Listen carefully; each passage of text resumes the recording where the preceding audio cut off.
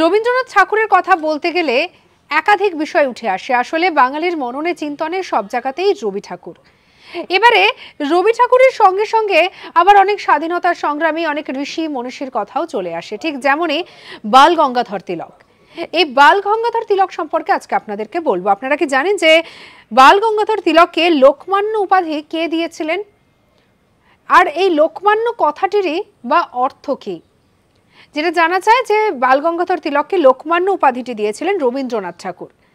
আর এই লোকমান্য মানে হচ্ছে জনগণের প্রিয় নেতা, অর্থাৎ জনগণ যাকে ভালোবাসে, জনগণের যিনি খুব কাছের।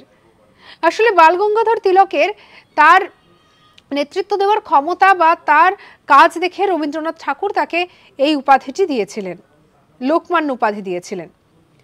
রবীন্দ্রনাথ ঠাকুর হোক বা স্বাধীনতার আগের সময় হোক, বিভিন্ন সময়কার গল্প, বিভিন্ন সময়কার ঘটনা এইভাবেই যেন মানুষের সামনে উঠে আসে।